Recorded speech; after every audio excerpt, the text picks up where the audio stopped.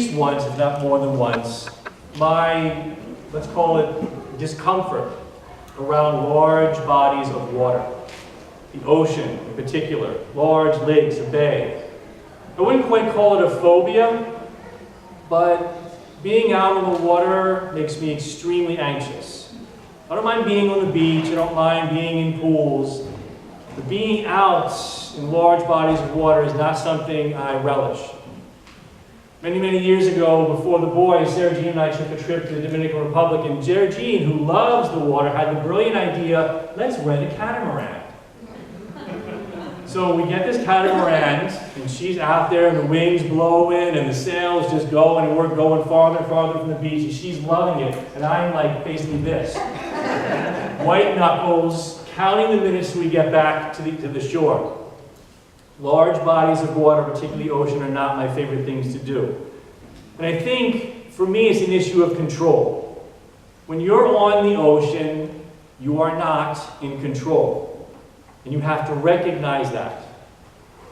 And I think that's also why, for 49 of my 51 years on this earth, I could not, for the life of me, float in a pool. I tried, it just didn't work. People would tell me over and over and over, from young up, you have to relax. The water will float, it will hold you up. Let go, you won't sink. But when I tried it, I sank. Every time. Not because they were wrong, they weren't, but because I didn't trust. I couldn't surrender. I couldn't let go and trust that the water would lift me up.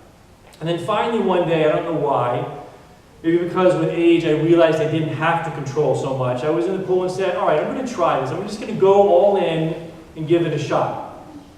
And sure enough, I floated. And how nice it was to be there, just resting in peace on the water. You have to surrender and relax, and then you float. And then you can be suspended in peace on the water. It's the same with faith and doubt and God. God is the water. Doubt is fear, you need to control. Surrender is faith. See, I like having my feet firmly on the ground. I like knowing where the bottom of the water is. Because no one gives us control and a feeling of safety. And we want that. It's how we're wired as people. We want to understand and know and have proof. We want to define things. Certainty and absolutes are what we want. We want evidence, clear evidence of when and how and what God is going to do. Because that's like having our feet solid on the ground. We like the solid feel of evidence and the knowledge of answers. We want to know when what we are suffering with will end. When the person we love who seems to be slipping away will find his or her way back. We want to fast forward a year or two and see how the situation that we're going through all turns out. We want to know when the long road we're traveling now will take finally a different course and we'll turn the corner. The road that keeps you up at night, worrying, figuring out how, when. Will this ever change? We want proof of what we cannot see or know. Because floating in the surrender of faith is something you cannot see or touch. This is what Thomas wants in the gospel today. It's all he wants, the same thing all of us want. He wants his feet on solid ground, the ground of the senses. Unless I see, unless I touch, I will not believe. And that line from Thomas is really what Jesus is going at. This is the issue for Jesus. See, Thomas doesn't say, I'm having trouble believing, I'm struggling to believe.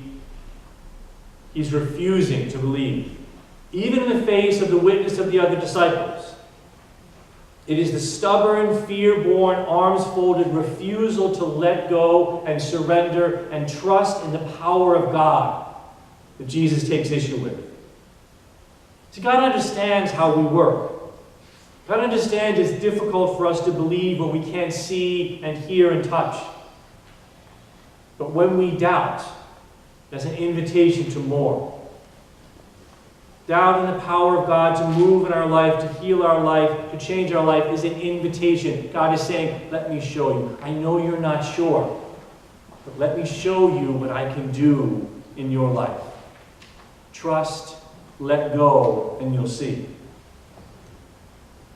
God says, I know who you are. I made you.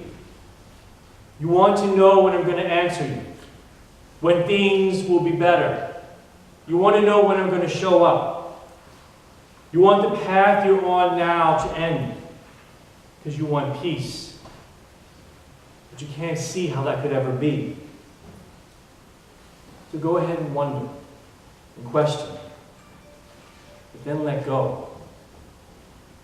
You see, God says to us, when you take your feet off the bottom of the pool, yeah, you're going to be afraid for a couple of seconds.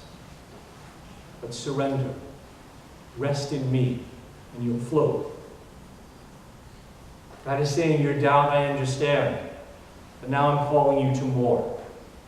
Let go of this limited intellect you have. Surrender to the fact that there's more to this life than you can ever possibly see. You won't have proof. Any more than a young child has proof that when she has a nightmare and calls to her dad or mom, that they'll come to her. She doesn't know when they'll show up. She doesn't know when they're going to walk in the room, but she knows that they're going to show up. That is the faith and the surrender that Jesus calls us to. You see, at the heart of doubt, I think, really is fear. Fear is the fuel behind doubting God. How can I believe that God is there? How can I believe that God will really help me with this? What if I'm wrong? This is too important. I have to know. But fear will keep us away from God. Fear will separate us from what God has ready for us. So for those here who are waiting and wondering when, asking, where are you? Or some people asking, are you? For those who have been on the road of a life turned upside down with fear and anxiety, facing a day in, day out monotony with no end in sight. For those who feel unworthy, unloved, less than. Those who have lost in any way a deep love and miss them every single day. Ask for the answer. Ask for the way. You may doubt. You may have your questions, but move towards faith. As you see, you are Thomas. All of us are Thomas. No different than any of the other disciples who were shown Jesus' hands and side without asking. You are Thomas. A disciple who is just struggling to believe in this God who really can and will do incredible things, things we could never possibly imagine. So God invites you. God who is the ocean, we who are drops of water.